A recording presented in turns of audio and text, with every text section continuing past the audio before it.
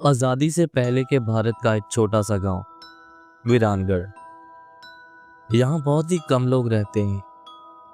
ज़्यादा से ज़्यादा इस गांव में 100-150 घर हैं, जिनमें से आधे से ज़्यादा घर खाली हैं, जिन्हें देखकर ये अंदाज़ा लगाया जा सकता है कि ये घर काफ़ी समय से बंद पड़े हैं। इस गांव में ज़्यादातर लोग दिन के समय अपने घरों से बाहर निकला करते थे और अपने दिन भर का काम खत्म करके शाम को सूरज ढलने से पहले अपने अपने घर में वापस लौट जाया करते थे। अंधेरा होने के बाद कोई भी गांव वाला अपने घर से बाहर नहीं निकलता था, चाहे जो भी परेशानी हो, कोई भी बड़ी मुसीबत हो। न जाने इस गांव के लोग ऐसा क्यों करते थे, कोई नहीं जानता। लेकिन एक दिन इस गांव में कुछ अंग्रेज अफसर आए।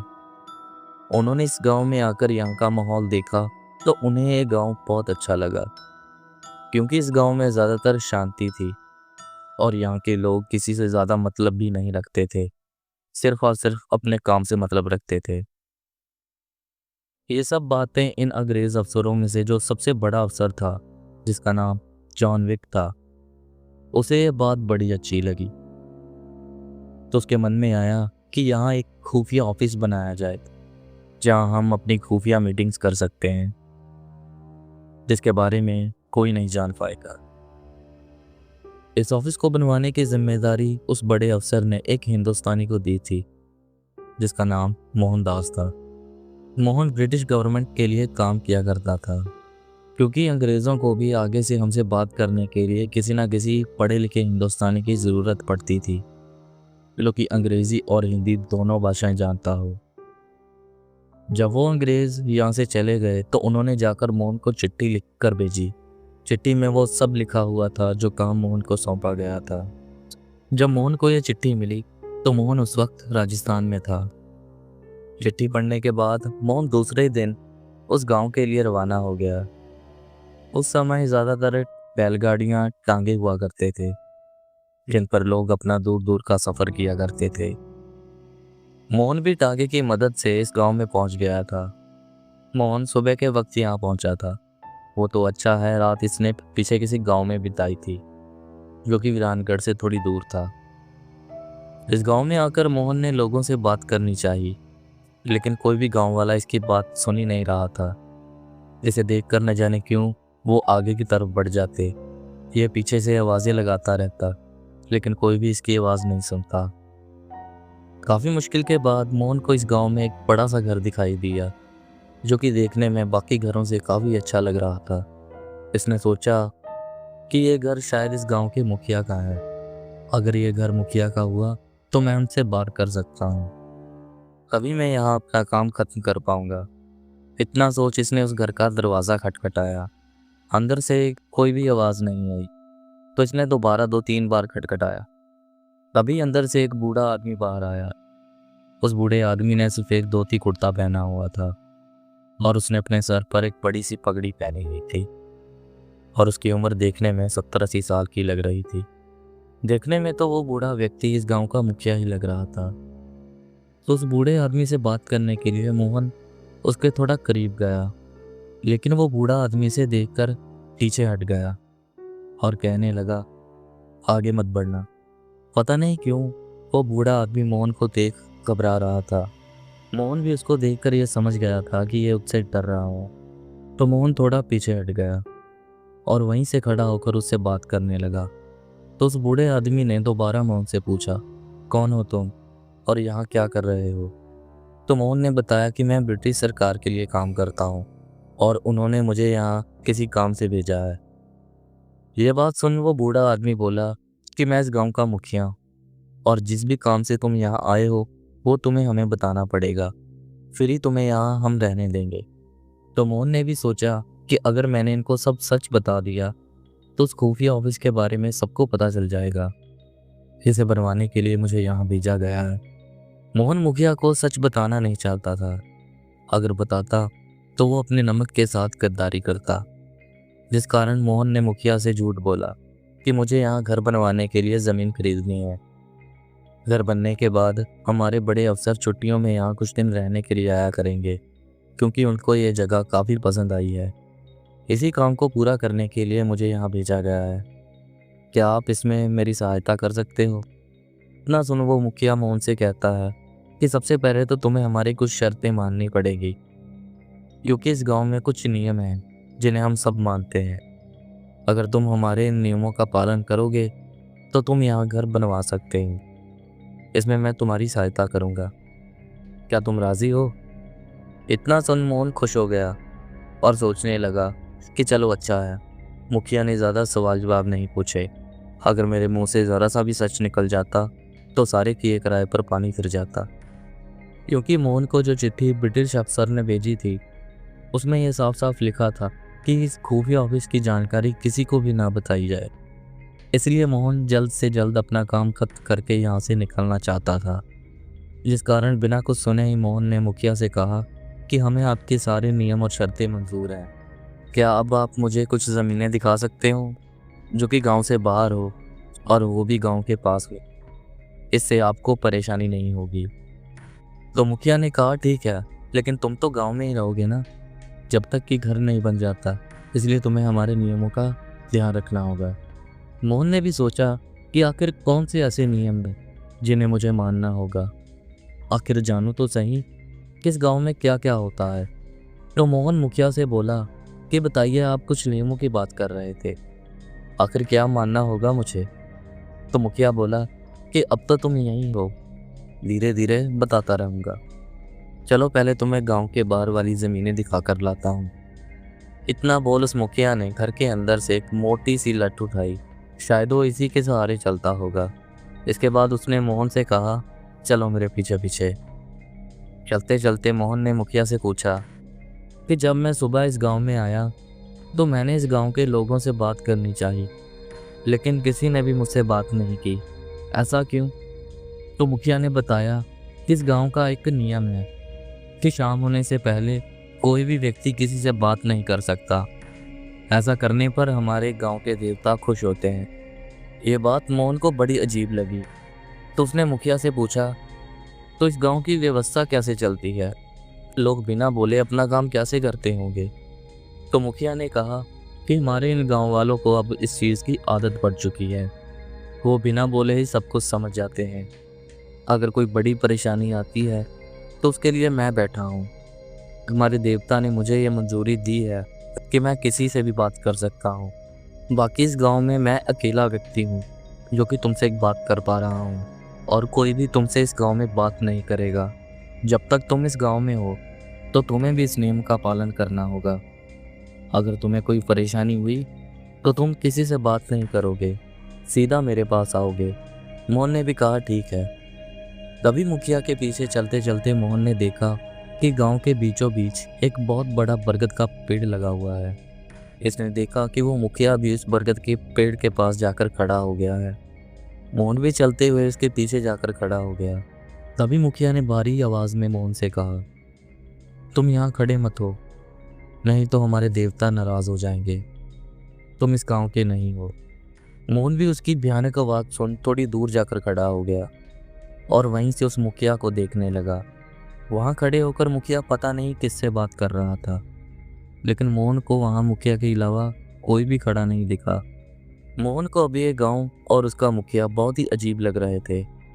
तभी कुछ देर बाद मुखिया मोहन के पास आया और कहने लगा, तुम इस गांव के नहीं हो और आज के बाद तुम इस पेड़ के पास कभी मत आना। अब चलो तुम्हें कुछ ज़मीनें दिखा देता हूँ। मोहन भी चुपचाप उसके पीछे पीछे चलता रहा, लेकिन उसके दिमाग में उस बरगद के पेड़ को लेकर कोई ना कोई खिचड़ी ज़रूर पक रही थी, क्योंकि वो पेड़ था ही इतना अजीब, और ऊपर से मुखिया ने तो इसके पास खड़े होने से भी मना कर दिया था। मुखिया मोहन को अब गांव से थोड़ा बाहर ले आया था। गांव के बाहर दूर दूर तक खेत बने हुए थे। मुखिया ने मोहन से कहा कि जो भी घर बनाने के लिए तुम्हें ज़मीन चाहिए ये यहाँ देख लो। मोहन ने भी गांव के पास ही एक ज़मीन पसंद की जिसमें कुछ सब्जियां लगी हुई थी। मुखिया ने भी कहा, अगर तुम्हें ये ज़मीन पसंद है तो ठीक है, कल से ही तुम यहाँ घर बनवाना शुरू कर दो। बाकी रही कागजी कार्रवाई वो हम बाद में कर लेंगे। तभी मोहन ने कहा, वो तो ठीक है, लेकिन आज रात मैं रुकूंगा कहाँ? मुखिया ने भी हंसते हुए जवाब दिया कि तुम परेशान मत हो, चलो तुम्हें तुम्हारा ठिकाना दिखा देता हूँ। चलते चलते मुखिया मोहन को दोबारा गांव में वापस ले आया था। गांव में आकर मुखिया ने मोहन को उसी बरगद के पेड़ के पास एक घर दिखाया जिसमें वो जितने चाहे उतने दिन रुक सकता था। मोहन ने भी उस घर को अंदर से देखा तो उसे वो काफ़ी अच्छा लगा। उस घर में दोनों तरफ खिड़कियां लगी हुई थी। एक तो खिड़की घर के पीछे से खुलती थी और दूसरी घर के अंदर से। जैसे ही मोहन ने उस खिड़की को खोला तो उसे बाहर वही बरगद का पेड़ दिखाई दिया जिसे मोहन खिड़की से साफ साफ देख सकता था। लेकिन मुखिया ने उसे खिड़की बंद रखने को कहा। मोहन अब मुखिया से पक चुका था, इसलिए मोहन ने उसे यहाँ से जाने के लिए कहा और बोला कि मैं अब थक चुका हूँ और आराम करना चाहता हूँ। मुखिया ने भी कहा ठीक है, मैं चलता हूँ, लेकिन मेरी एक बात ध्यान से समझ लो, खाना तुम्हें यहीं भिजवा दिया जाएगा। तुम कहीं बाहर मत जाना, क्योंकि शाम होने के बाद कोई भी गांव वाला बाहर नहीं निकलता है और ये हमारे नियमों में से एक है। मोहन ने भी ठीक है कहकर मुखिया को वहाँ से भेज दिया और अंदर जाकर पलंग पर लेट गया। थकावट के कारण कब उसकी आंख लग गई उसे पता नहीं चला। जब मोहन की आंख लगी थी तो उस वक्त दोपहर के 3 बजे हुए थे। दोबारा जब उसकी आंख खुली तो उसने देखा कि रात के 10 बजे गए हैं। ये देख मोहन हैरान हो गया था, क्योंकि आज से पहले मोहन कभी भी इतनी देर तक नहीं सोया था। तभी इसका ध्यान अपने पैरों की तरफ जाता है तो देखता है कि इसके पैरों के पास खाने की थाली रखी हुई है जिसमें रोटी, सब्जी और थोड़े से चावल पड़े थे। इसके दिमाग में आया कि मुखिया ने खाना भिजवाया होगा, क्योंकि जाते वक्त उसने कहा था ये खाना तुम्हें यहीं भिजवा दिया जाएगा, तुम्हें कहीं जाने की ज़रूरत नहीं। मोहन को अब भूख भी लग रही थी, इसलिए इसने ज़्यादा सोचा नहीं और सीधा खाना खाना शुरू कर देता है। अभी इसने 2 निवाले खाए ही थे कि इसके दिमाग में घंटी बजी कि खाने की थाली अंदर आई कैसे, क्योंकि दरवाज़ा और खिड़कियां सोने से पहले मोहन ने अंदर से बंद कर दी थी। तो जो भी खाना लेकर आया होगा वो घर के अंदर किस रास्ते से आया होगा।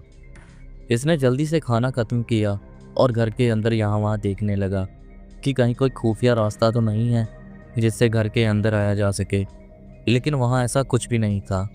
घर के अंदर सिर्फ एक कमरा बना हुआ था, उसमें भी 2 खिड़कियाँ लगी हुई थी जो कि इसने ही बंद की थी। काफ़ी ढूंढने के बाद भी मोहन को घर के अंदर कुछ ऐसा नहीं दिखा। इसके बाद मोहन थकार कर दोबारा पलंग पर लेट गया और सोचने लगा कि ये गांव कैसा है और यहाँ के लोग कितने अजीब हैं। मन ही मन ये अपने आप से बातें कर रहा था। तभी इसके सामने वाली खिड़की पर किसी ने खटखटाया। ये वही खिड़की थी जिससे कि वो बरगद का पेड़ दिखाई पड़ता है। ये भागकर उस खिड़की के पास गया और उसे खोलकर देखने लगा। तभी इसके दिमाग में आया कि मुखिया ने खिड़की को खोलने से मना किया है। इतना दिमाग में आते ही ये वहीं पर रुक गया। तब तक खटखटाने की आवाज़ भी बंद हो गई थी। इसने वहीं खड़े होकर आवाज़ भी दी कि कौन है, लेकिन बाहर से अब कोई भी आवाज़ नहीं आ रही थी। इसने सोचा कि शायद इस गांव का कोई बच्चा है जो कि ये शरारत कर रहा है। इसके बाद ये वापस पलंग पर आ गया। मोहन अब दोबारा सोने की कोशिश कर रहा था, लेकिन ये पहले ही इतना सो लिया था कि अब इसकी आंखों में नींद आ ही नहीं रही थी। अभी कुछ वक्त बीता ही था कि मोहन को दोबारा खटखटाने की आवाज़ सुनाई दी। ये उठा और दोबारा उसी खिड़की के पास गया। खिड़की के पास जाकर जैसे ही इसने दोबारा आवाज़ दी कि कौन हो, वो खटखटाने की आवाज़ फिर से बंद हो गई। मोहन अब काफ़ी देर तक वहाँ खड़े होकर आवाज़ें देता रहा, लेकिन बाहर से कोई भी जवाब नहीं आया। मोहन अब इससे परेशान हो गया था। ये गुस्से से वापस आया और पलंग पर बैठ गया। मन ही मन ये खुद से कह रहा था कि अब अगर किसी ने खिड़की को खटखटाया तो मैं उसे खोलकर ज़रूर देखूंगा कि कौन है जो खिड़की खटखटा रहा है। तभी दोबारा किसी ने उस खिड़की को खटखटाया। मोहन आवाज़ सुनते ही गुस्से में आ गया और जल्दी में हड़बड़ाते हुए इसने जाकर खिड़की खोल दी। देखने पर मोहन को बाहर कोई नहीं दिखाई दिया। अंधेरे के सिवा बाहर कोई भी नहीं था। लेकिन जब इसने उस बरगद के पेड़ को देखा तो इसे वहाँ एक अजीब सी रोशनी दिखाई दी जो कि उस पेड़ में से निकल रही थी। और रोशनी को देखते ही इसके दिमाग में जासूसी कीड़ा उठ खड़ा हुआ, क्योंकि मोहन पहले भी एक रेसों के लिए जासूस बन चुका था और उसे चीज़ों को जानना और उसका इतिहास पता करना इसे यह रोमांचक लगा करता था। लेकिन एक तरफ इसके दिमाग में मुखिया की कई बातें थी, जिसने ये साफ साफ कहा था कि तुम उस बरगद के पेड़ के पास नहीं जाओगे और रात के समय घर से बाहर भी नहीं निकलोगे, क्योंकि इस गांव में रात के समय कोई भी गांव वाला अपने घर से बाहर नहीं निकलता है। मुखिया ने यह बात मोहन को अच्छी तरह समझा दी थी, लेकिन जैसे जैसे मोहन उस रोशनी को देख रहा था, वो रोशनी उसे अपनी ओर आकर्षित कर रही थी। दूर से वो रोशनी देखने में लाल रंग की थी, जिसे देख कोई भी मोहित हो जाए। मोहन से अब रहा नहीं जा रहा था। वो बाहर जाकर उस पेड़ को देखना चाहता था, जिसमें से वो लाल रंग की रोशनी बाहर निकल रही थी। इसलिए मोहन अब बिना कुछ सोचे समझे अपने घर से बाहर निकला। बाहर बिल्कुल घुप अंधेरा था। पूरे गांव में वो पेड़ ही था जिसमें से रोशनी बाहर आ रही थी। मुखिया के मना करने के बाद भी मोहन उस बरगद की पेड़ की ओर बढ़ने लगा। जब मोहन उस बरगद के पेड़ के पास पहुंच गया तो उसने देखा कि उस पेड़ के बीचों बीच एक गुफा जैसा रास्ता बना हुआ है, जिसमें से वो लाल रंग की रोशनी निकल रही है। सुबह देखने पर मोहन को यहाँ ऐसा कुछ भी दिखाई नहीं दिया था, लेकिन अब जो उसकी आंखें देख रही थी उस वजह से मोहन अचंभे में आ गया था, क्योंकि आज से पहले पेड़ में से रोशनी का बाहर निकलना मोहन ने नहीं देखा था। इसलिए वह थोड़ा डर भी रहा था। तभी अचानक इसके आसपास एक अजीब सी हलचल होना शुरू हो गई, जैसे कि कोई इसके आसपास भाग रहा हो। तभी से ऐसा लगा कि उस पेड़ की तरफ से किसी ने इसका नाम पुकारा। मोहन ये समझ चुका था कि मेरे आसपास कोई बुरी शक्ति है, क्योंकि बचपन में मोहन की दादी ने उसको ऐसी कहानियां सुनाई थी जिसमें भूत प्रेतों का जिक्र किया जाता था। इन्हीं कहानियों में दादी ने बताया था कि अगर तुम्हारे आसपास कुछ अजीब हरकतें होना शुरू हो जाएं, जो कि तुम्हारी समझ में ना आए और दिखाई ना पड़े, तो समझ जाना कि कोई बुरी शक्ति तुम्हारे आसपास है। लेकिन मोहन इतना जिद्दी था कि अब भी वो उस बरगद के पेड़ का राज जानना चाहता था, चाहे जो हो जाए। तभी मोहन को दोबारा उस पेड़ की तरफ से आवाज़ आई। आवाज़ सुनते ही मोहन उस बरगद के पेड़ के काफ़ी करीब चला गया। मोहन अब उस पेड़ से निकल रही रोशनी के आर पार देख सकता था। मोहन अब इसके अंदर जाना चाहता था, इसलिए मोहन उसके अंदर जाने से पहले आसपास नज़र घुमाता है और देखता है कि कहीं कोई गांव वाला उसे देख तो नहीं रहा हो। लेकिन इसके अलावा इसे बाहर कोई नहीं दिखा। मौका पाकर जैसे ही इसने अपना पैर उस पेड़ के अंदर बने द्वार पर रखा, तभी इसको किसी ने ज़ोर से पीछे धकेला, जिस कारण यह काफ़ी दूर जाकर गिरा। वहाँ इसका सर एक पत्थर पर जाकर लगा, जिसकी वजह से इसके सर से खून निकलने लगा। चोट लगने के कारण यह काफ़ी ज़ोर से चिल्लाया, जिस कारण इसकी आवाज़ पूरे गांव में गूंज उठी। लेकिन कोई भी गांव वाला इसकी मदद करने बाहर नहीं निकला। तभी इसका ध्यान उस पेड़ पर गया। इसने देखा कि उस पेड़ के अंदर से एक भयानक चेहरे वाला आदमी उस पेड़ से बाहर निकल रहा है, जिसके माथे से लाल रंग की रोशनी निकल रही थी।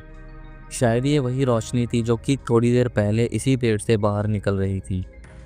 मोहन की आंखों के सामने भी अब थोड़ा थोड़ा धुंधलापन छाने लगा था, क्योंकि सर पर चोट लगने के कारण धीरे धीरे मोहन बेहोशी की हालत में जा रहा था। बेहोश होने से पहले मोहन ने बस इतना देखा था कि वो आदमी उस पेड़ से बाहर निकलता है और धरती से 2 इंच ऊपर उड़ते हुए सीधा इसके पास आता है और अपनी लंबी सी जीभ निकालकर इसे चाटने लगता है। ध्यान से देखने पर वो आदमी पूरा नंगा था। उसने अपने शरीर पर एक भी कपड़ा नहीं पहना था। ये चीज़ क्या थी? इंसान था या कोई प्रेत? मोहन समझ नहीं पा रहा था। वो आदमी भी इसे चाटते हुए धीरे धीरे इसके चेहरे तक पहुंच गया। वहाँ इसके सर पर लगी चोट से जो खून निकल रहा था, वो आदमी उसे चाटने लगा। पहले तो मोहन अपने साथ ये सब होता देख इतना डरा नहीं, लेकिन जब वो आदमी इसका चेहरा चाट रहा था तो इसने उसका चेहरा साफ साफ देख लिया था। मोहन ये समझ गया था कि ये कोई इंसान नहीं है, बल्कि कोई शैतान या कोई प्रेत है, जो कि अब मुझे छोड़ेगा नहीं। जब इस बात का डर मोहन पर ज़्यादा हावी हो गया तो वो उसी वक्त बेहोश हो गया था। इसके बाद मोहन को पूरे 2 दिन के बाद होश आया। ये इसी गांव में था। उठते ही सबसे पहले मोहन ने अपने सर पर लगी चोट को देखा, लेकिन वहाँ ऐसी कोई चोट नहीं थी और शरीर पर भी कोई घाव या उसका निशान नहीं था। अपने आप को सही सलामत देख मोहन खुश हो रहा था। लेकिन तभी उस गांव का मुखिया इसके पास पहुंचा। मुखिया के आते ही मोहन बिना रुके उस रात जो भी इसके साथ हुआ वो सब मुखिया को बताने लगा। आगे से मुखिया ने कहा, मुझे सब पता है, शुक्र मनाओ तुम्हारी जान बच गई, नहीं तो वो तुम्हें खा जाते। ये बात सुनते ही मोहन ने ये कहा कि क्या उस बरगद के पेड़ पर प्रेत रहता है। तभी इसकी बात टोकते हुए मुखिया ने गुस्से में बोला कि तुम्हारे लिए प्रेत होगा, हमारे लिए वो हमारे देवता हैं, हम उन्हें ही पूजते हैं। इस गांव में हर एक नियम उन्हीं का बनाया हुआ है, इसलिए रात के समय कोई भी गांव वाला बाहर नहीं निकलता है। अगर उस रात कोई गांव वाला बाहर होता तो उसकी मौत पक्की थी। शायद तुम इसलिए बच गए क्योंकि तुम इस गांव के नहीं थे। ये बात सुनते ही मोहन उसी दिन अपना सारा काम छोड़कर उस अजीब गांव से बाहर निकल आया था। जैसे कि ये घटना भारत की आज़ादी से पहले की है, जिसको गुजरे काफ़ी समय बीत गया है। ये किस्सा हमें सागर ने हमारे व्हाट्सएप पर लिख भेजा था, जिनके परदादा के साथ ये सब हुआ था। उनकी डायरी अब भी सागर के पास है, जिसमें से ये किस्सा सामने निकल कर आया है। तो दोस्तों, ये कहानी आपको कैसी लगी कमेंट बॉक्स में ज़रूर बताना। और हाँ, जाते जाते चैनल को सब्सक्राइब भी कर लेना, क्योंकि यहाँ से मैं ऐसी कहानियाँ सुनाता रहता हूँ। तो चलिए दोस्तों, आज की कहानी हम यहीं समाप्त करते हैं और मिलते हैं किसी अगली कहानी में। हर हर महादेव।